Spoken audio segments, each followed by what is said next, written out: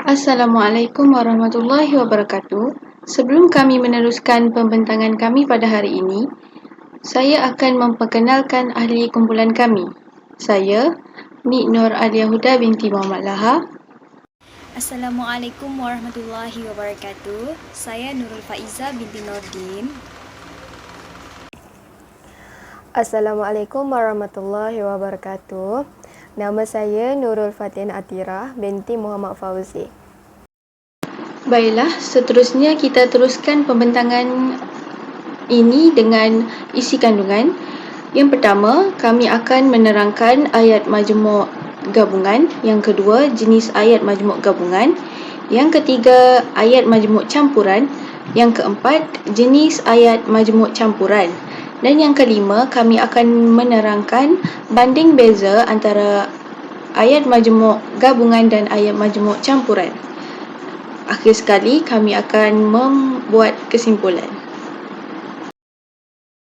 Baiklah, saya akan teruskan pembentangan ini dengan menghuraikan ayat majmuk gabungan. Ayat majmuk gabungan ialah ayat yang terdiri daripada dua ayat atau lebih ayat yang dijadikan satu dengan cara menggabungkan atau mencantumkan ayat-ayat tersebut dengan kata hubung seperti dan atau tetapi dan sebagainya. Contoh ayat majmuk ialah murid-murid berlari dan menyanyi seperti yang tertera di skrin. Ayat-ayat yang disambungkan itu setara sifatnya, iaitu ayat-ayat itu sama taraf dan boleh berdiri sendiri. Hubungan antara ayat dengan ayat yang lain wujud oleh sebab ayat-ayat tersebut disusun secara berturut-turut. Selain itu, ayat-ayat ini juga boleh digabungkan tanpa kata hubung. Hal ini berlaku kerana nada suara memainkan peranan yang penting sebagai penanda, iaitu disuarakan dengan deretan pernyataan. Contoh ayat, penari-penari itu sungguh santun, melengguk ke kiri, melengguk ke kanan. Di sini, kita tidak memerlukan kata hubung seperti dan atau tetapi dan sebagainya untuk menggabungkan ayat-ayat majmuk. Nada suara memainkan peranan penting untuk menggabungkan ayat-ayat tunggal tersebut. Baiklah, kita teruskan dengan proses pembentukan ayat majmuk gabungan. Ayat terbitan merupakan ayat yang digabungkan dengan kata hubung dan perlu mempunyai hubungan makna untuk menjadikan ayat-ayat yang dicantumkan menjadi ayat yang gramatis. Contoh ayat yang tertera pada skrin. Yang pertama, Ali bermain bola dan adiknya bermain guli. Di sini kita dapat lihat pelaku Ali dan adiknya melakukan kata kerja yang sama, iaitu bermain, tetapi berbeza dari sama ada Ali bermain bola dan adiknya bermain guli. Contoh yang kedua, emak menjahit baju dan kakak menjahit sarung bantal. Sama juga seperti contoh ayat yang pertama tadi, emak dan kakak melakukan perkara yang sama, iaitu menjahit. Jadi, bila ayat digabungkan menjadi emak menjahit baju dan kakak menjahit sarung bantal. Seterusnya, proses penggabungan ayat boleh digunakan dalam beberapa deretan contoh ayat. Contohnya, pada cuti sekolah yang lalu, saya melawat datuk, nenek, pakcik, makcik dan saudara mara di kampung. Di sini kita dapat lihat pengulangan saya melawat datuk, saya melawat nenek, saya melawat pakcik, saya melawat makcik, saya melawat saudara mara di kampung. Jadi, penggunaan tanda koma digunakan untuk menghubungkan kesemua ayat tersebut. Kita akan beralih pula kepada jenis ayat majmuk gabungan. Ayat gabungan ini dibentuk dengan menggunakan beberapa kata hubung. Penggunaan kata hubung ini telah menghasilkan sekurang-kurangnya 3 jenis ayat gabungan yang utama. Yang pertama iaitu gabungan yang susunan faktanya berurutan, yang kedua gabungan yang susunannya bertentangan, dan yang ketiga iaitu gabungan yang mempunyai 2 atau lebih ayat. Bagi jenis yang pertama iaitu gabungan yang faktanya berturutan. Gabungan ini selalunya mempunyai fakta yang berturutan iaitu selalunya dilakukan oleh subjek yang sama. Kata hubung yang digunakan bagi jenis ini iaitu dan, lalu, lagi, serta dan sambil. Kalau anda dapat lihat contoh yang telah dipaparkan di skrin, anda lihat ayat 1 merupakan ayat tunggal, ayat 1 dan ayat 2 merupakan ayat tunggal. Bagi ayat 1 iaitu budak itu membaca buku. Ayat tunggal yang kedua iaitu budak itu berjalan. Apabila dijadikan sebagai ayat majmuk, kata hubung yang digunakan ialah sambil. Ayat majmuk gabungan yang terbentuk akan menjadi budak itu membaca buku sambil berjalan. Di sini kita dapat lihat bahawa kedua-dua kata kerja itu dilakukan oleh orang yang sama iaitu budak itu. Maka di sini boleh berlaku proses pengguguran iaitu pengguguran pada subjek yang sama. Bagi contoh yang kedua pula iaitu wanita itu baik orangnya. Ayat yang kedua, wanita itu tidak pernah menyakiti hati saya. Di sini ayat kata hubung yang kita gunakan iaitu malahan.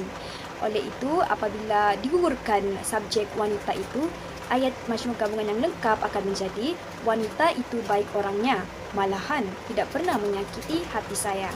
Bagi jenis gabungan yang kedua iaitu gabungan ayat pertentangan. Gabungan ayat ini selalunya mempunyai susunan ayat pertentangan yang memberi maksud pertentangan fakta dalam ayat-ayat yang digabungkan. Kata hubung yang digunakan adalah seperti tetapi, sebaliknya dan padahal. Sebagai contoh, kalau anda dapat lihat di dalam skrin, ayat yang pertama, ayahnya rajin berniaga. Ayat kedua, anaknya tidak berminat sama sekali. Di sini kita dapat lihat bahawa terdapat dua fakta yang bertentangan tentang ayat ini. Jadi kita akan gunakan kata hubung tetapi. Apabila digabungkan akan menjadi ayat majmuk gabungan pertentangan iaitu ayahnya rajin berniaga tetapi anaknya tidak berminat sama sekali. Kita akan dapat gambaran bahawa fakta yang dijadikan dalam ayat tersebut adalah bertentangan. Contoh yang seterusnya iaitu musim hujan dingin. Ayat yang kedua pula musim kemarau panas. Jadi kita akan gunakan kata hubung sebaliknya bagi menunjukkan pertentangan musim ini. Apabila digabungkan akan menjadi musim hujan dingin, sebaliknya musim kemarau panas. Bagi jenis yang ketiga pula iaitu jenis gabungan dua ayat atau lebih. Gabungan ini mempunyai susunan yang menggabungkan dua ayat atau lebih dengan menggunakan kata hubung yang berpasangan. Hal ini bermakna kata hubung itu adalah berpasangan dijadikan sebagai satu ayat majmuk gabungan. Sebagai contoh, kata hubung yang digunakan adalah lebih baik berpasangan dengan daripada. Adakah berpasangan dengan atau? Apakah berpasangan dengan ataupun? Sebagai contoh yang ada dalam skrin tersebut iaitu ayat yang pertama, ayat tunggal yang pertama iaitu makan gaji. Ayat tunggal yang kedua bekerja sendiri. Kata hubung yang kita akan gunakan adalah lebih baik berpasangan dengan daripada. Apabila digunakan kata hubung ini akan menjadi ayat majmuk gabungan iaitu daripada kita makan gaji, lebih baik bekerja sendiri. Contoh yang kedua pula iaitu adakah berita itu benar? Ayat yang kedua pula, adakah berita itu kabar angin? Kita akan menggunakan kata hubung gabungan adakah berpasangan dengan atau. Apabila digabungkan akan menjadi adakah berita itu benar atau kabar angin sahaja. Seterusnya, saya akan menghuraikan ayat majmuk campuran. Ayat majmuk campuran ialah ayat yang mengandungi lebih daripada satu jenis ayat, yakni terdiri daripada campuran ayat majmuk atau deretan berbagai-bagai jenis ayat majmuk. Ayat ini kebiasaannya panjang. Contoh ayat, Ahmad sedang membaca buku, tetapi kawan-kawannya yang sudah letih lesu telah lama tidur. Ayat ini terdiri daripada ayat gabungan yang disambungkan dengan kata hubung tetapi. Ayat yang pertama ialah Ahmad sedang membaca buku, sementara ayat yang kedua ialah kawan-kawannya yang sudah letih lesu telah lama tidur. Ayat yang kedua ini merupakan ayat majmuk juga kerana terdapat ayat relatif iaitu yang sudah letih lesu dipancangkan ke dalamnya. Kata hubung relatif yang terdapat pada ayat kedua ini menunjukkan ayat yang kedua ini ialah ayat majmuk. Saya bagi tahu tadi, ayat majmuk campuran ini kebiasaannya ayat yang panjang. Namun demikian, ada juga ayat yang panjang yang kelihatan panjang. Sebenarnya, ayat tunggal yang terdiri daripada satu subjek dan satu predikat. Contoh ayat, kereta baru anak guru besar sekolah menengah kebangsaan Kampung Paya telah terlanggar seekor lembu jantan di hadapan pejabat pos pada hari Jumaat yang lalu. Ayat tersebut ialah ayat tunggal. Subjeknya ialah kereta baharu anak guru besar sekolah menengah kebangsaan Kampung Paya, manakala predikatnya ialah telah terlanggar seekor lembu jantan di hadapan pejabat pos pada hari Jumaat yang lalu. Seperti yang kita lihat, ayat majmuk tidak semestinya panjang dan ayat tunggal juga tidak semestinya ayat pendek. Juga ayat majmuk juga boleh kelihatan pendek. Contoh ayat, kereta yang sentiasa rosak itu dibaiki lalu dijual olehnya. Ayat tersebut ialah ayat majmuk. Terdapat 3 ayat kecil yang terdapat dalam ayat yang tertera di skrin. Yang pertama iaitu kereta itu dibaiki olehnya. Yang kedua, kereta itu dijual olehnya. Yang ketiga, kereta itu sentiasa rosak. Baiklah, seterusnya saya akan menerangkan tentang jenis-jenis ayat campuran yang telah kumpulan kami bincangkan sebelum ini. Jadi, terdapat 6 jenis ayat campuran, ayat majmuk campuran. Yang pertama adalah ayat tunggal dan ayat majmuk. Yang kedua adalah ayat gabungan dan ayat komplemen. Yang ketiga adalah ayat gabungan dan ayat relatif, dan yang keempat ialah ayat komplemen dan ayat relatif, dan yang kelima adalah ayat komplemen dan juga ayat keterangan, dan yang terakhir adalah ayat jenis campuran iaitu ayat keterangan dan juga ayat relatif. Maksudnya gabungan antara ayat keterangan dan ayat relatif. Baiklah, kita pergi kepada satu persatu. Baiklah, yang pertama, berdasarkan jadual di atas merupakan contoh jenis ayat majmuk campuran yang pertama, iaitu campuran antara ayat tunggal dan ayat majmuk. Jadi, berdasarkan contoh ayat di atas, contoh yang pertama adalah Faizal suka bermain bola sepak. Ayat tu dia menunjukkan ayat tunggal sebab dia menunjukkan hanya ada predikat dan menunjukkan ada subjek dan predikat. Manakala yang kedua pula ialah adik perempuannya yang bongsu suka bermain masak-masak. Jadi ayat yang berikut merupakan ayat majmuk kerana dia mempunyai kata hubung yang. Kata hubung yang tu menunjukkan kata hubung relatif lah kan.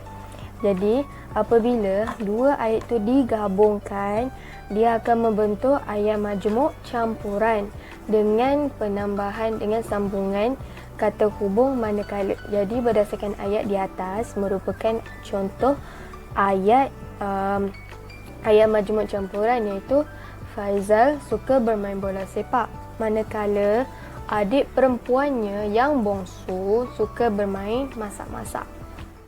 Baiklah, seterusnya kita pergi kepada jenis ayat yang kedua iaitu antara campuran ayat majmuk berbentuk ayat gabungan dan ayat komplemen. Jadi, kita pergi kepada contoh ayat.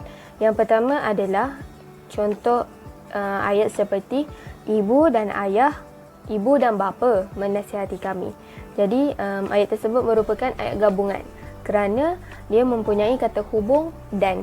Okey, dan yang kedua merupakan ayat bahawa kami tidak boleh berada di kawasan larangan itu. Itu merupakan ayat komplemen kerana dia mempunyai kata hubung bahawa dan mengkomplainkan bahawa ibu bapanya menasihati yang anak-anak ni tidak boleh pergi ke kawasan larangan. Okey, jadi apabila kedua-dua ayat ini digabungkan, dia akan membentuk ayat seperti ibu dan bapa menasihati kami bahawa ibu dan bapa menasihati kami bahawa kami tidak boleh berada di kawasan larangan itu. Okey, baiklah, seterusnya kita pergi kepada jenis ayat yang ketiga iaitu ayat majmuk campuran jenis ayat gabungan dan ayat relatif. Berdasarkan jadual di atas juga, kita dapat lihat daripada segi contoh ayatnya iaitu daripada ayat pertama iaitu Fikah dan Faris Masih di dapur membuat biskut. Ia merupakan ayat gabungan kerana mempunyai apa? Kata hubung dan. Baiklah, yang ayat kedua pula, ia merupakan ayat itu yang berbunyi yang akan dijamu bersama keluarga. Merupakan ayat relatif. Ayat relatif ni, kalau nak tahu macam mana bentuk ayat relatif, dia mempunyai bentuk kata yang. Apabila kedua-dua ayat itu disambung untuk menjadi ayat majmuk campuran, dia akan berbunyi seperti Fikah dan Faris masih di dapur membuat biskut yang akan dijamu bersama keluarga. Seterusnya kita pergi kepada jenis ayat majmuk campuran yang keempat, iaitu ayat komplement dan ayat relatif. Jadi berdasarkan contoh ayat di atas juga, contoh ayatnya yang pertama seperti adik bongsu Wani memberitahu ibunya bahawa dia tidak suka mainan. Ini merupakan ayat komplement, iaitu dapat dilihat daripada ayat pertama itu, dia mempunyai kata hubung bahawa adik bongsu Wani ni dia tidak suka mainan. Okey, sambungan yang ayat kedua adalah yang bersaiz kecil itu, merupakan jenis ayat relatif. Kita tahu ayat relatif tu dia mempunyai bentuk kata yang. Jadi apabila ayat kedua-dua ayat itu disambungkan untuk menjadi satu ayat majmuk campuran, dia akan berbunyi seperti adik bongsu Wani memberitahu ibunya bahawa dia tidak suka mainan yang bersaiz kecil itu. Baiklah, seterusnya kita pergi kepada jenis yang kelima, iaitu ayat komplement dan ayat keterangan. Ialah berdasarkan ayat di atas juga, kita dapat lihat kita lihat satu persatu. Baiklah, pada ayat yang pertama, Zira memberitahu bahawa dia tidak suka Badrul. Jadi ayat tersebut merupakan ayat komplement bahawa Zira ni dia mengkomplainkan bahawa, mempunyai kata hubung bahawa tu dia tidak suka Badrul. Okey, menurut ayat kedua pula, kerana perangainya yang suka mengejek orang.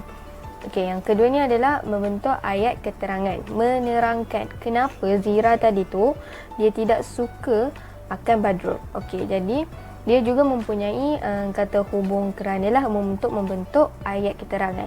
Jadi apabila ayat itu disambungkan, dia akan membentuk ayat seperti Zira memberitahu bahawa dia tidak suka Badrul kerana perangainya yang suka mengejek orang. Baiklah, jenis ayat campuran jenis ayat majmuk campuran yang terakhir adalah berbentuk ayat keterangan dan ayat relatif. Berdasarkan contoh ayat di atas, ayat yang pertama adalah seperti Aisyah kembali ke asrama dengan menaiki kereta, yang menunjukkan ayat keterangan. Maksudnya ayat yang pertama ni dia menunjukkan keterangan di mana Aisyah ni dia nak kembali ke sekolah dengan apa? Dengan menaiki kereta. Baiklah, yang kedua iaitu yang dipandu oleh ayahnya merujuk kepada ayat relatif. Kita dapat tahu ayat relatif tu dia mempunyai kata hubung yang. Jadi apabila kedua ayat itu disambungkan, digabungkan, dicampurkan, dia akan membentuk ayat Aisyah kembali ke asrama dengan menaiki kereta yang dipandu oleh ayahnya. Kami tidak boleh berada di kawasan larangan itu. Itu merupakan ayat komplement kerana dia mempunyai kata hubung bahawa. Dia mengkomplainkan bahawa ibu bapanya menasihati yang anak-anak ni tidak boleh pergi ke kawasan larangan. Okey, jadi apabila kedua-dua ayat ini digabungkan, dia akan membentuk ayat seperti ibu dan bapa menasihati kami bahawa ibu dan bapa menasihati kami bahawa kami tidak boleh berada di kawasan larangan itu. Okey, baiklah, seterusnya kita pergi kepada jenis ayat yang ketiga, iaitu ayat majmuk campuran jenis ayat gabungan dan ayat relatif. Berdasarkan jadual di atas juga, kita dapat lihat daripada segi contoh ayatnya, iaitu daripada ayat pertama iaitu Fikah dan Faris masih di dapur membuat biskut. Ia merupakan ayat gabungan kerana mempunyai apa? Kata hubung dan. Baiklah, yang ayat kedua pula, ini merupakan ayat itu yang berbunyi yang akan dijamu bersama keluarga. Merupakan ayat relatif. Ayat relatif ni, kalau nak tahu macam mana bentuk ayat relatif, dia mempunyai bentuk kata yang. Apabila kedua-dua ayat itu disambung untuk menjadi ayat majmuk campuran, dia akan berbunyi seperti Fikah dan Faris masih di dapur membuat biskut yang akan dijamu bersama keluarga. Seterusnya kita pergi kepada jenis ayat majmuk campuran yang keempat, iaitu ayat komplement dan ayat relatif. Jadi berdasarkan contoh ayat di atas juga, contoh ayatnya yang pertama seperti adik bongsu Wani memberitahu ibunya bahawa dia tidak suka mainan. Ini merupakan ayat komplement, iaitu dapat dilihat daripada ayat pertama itu dia mempunyai kata hubung bahawa adik bongsu Wani ni dia tidak suka mainan. Okey, sambungan yang ayat kedua adalah yang bersaiz kecil itu, merupakan jenis ayat relatif. Kita tahu ayat relatif tu dia mempunyai bentuk kata yang.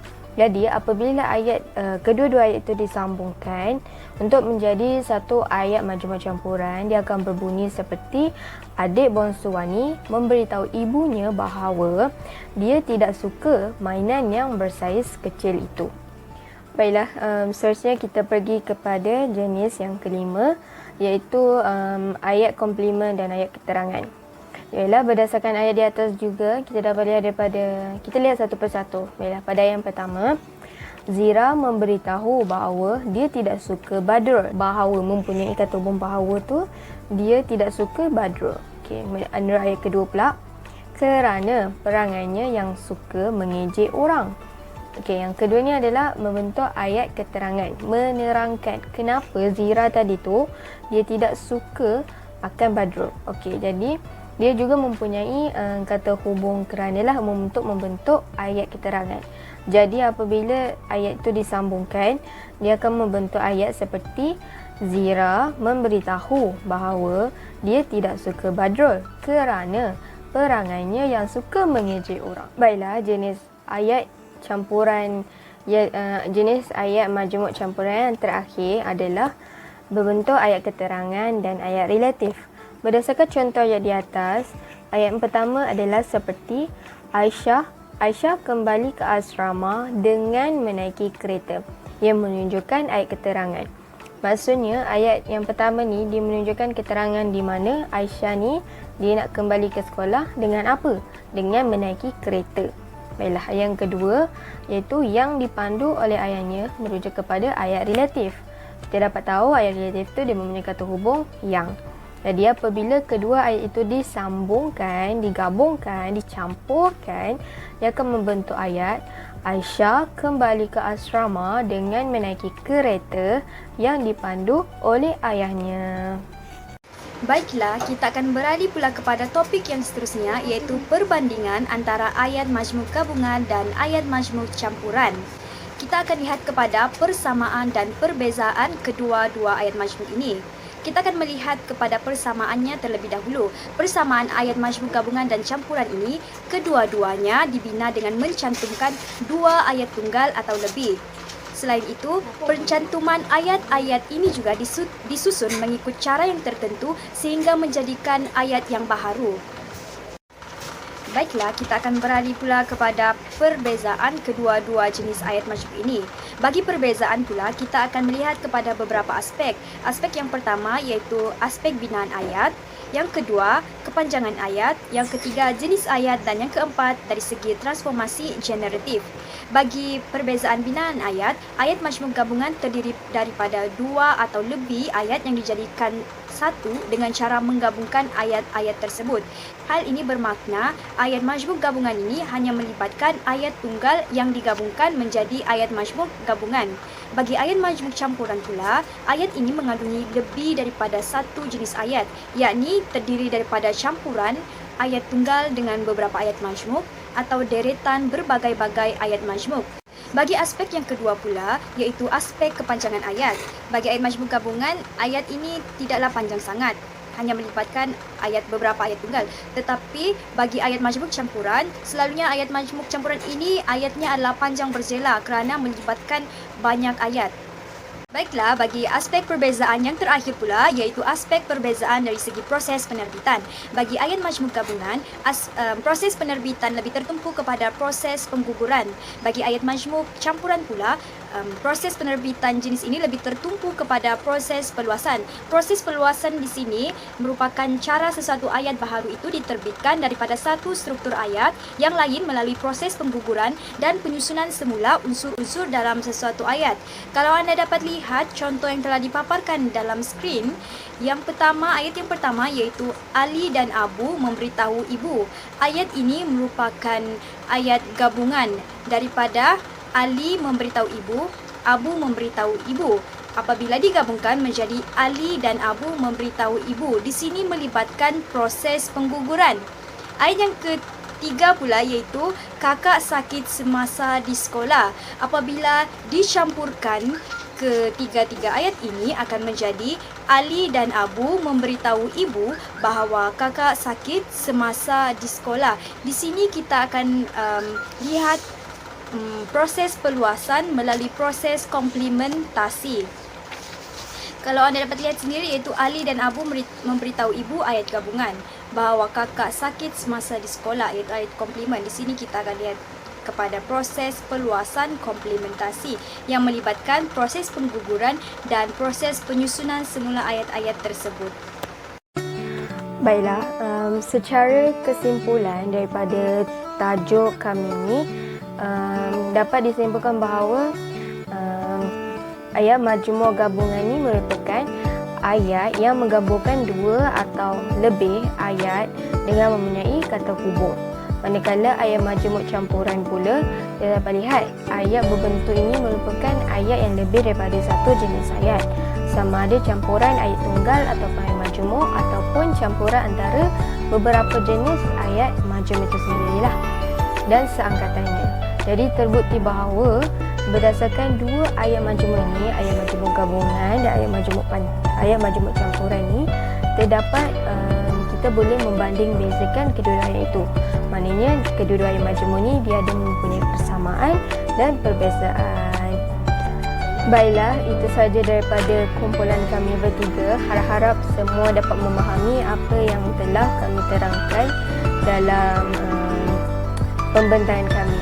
Sekian, terima kasih.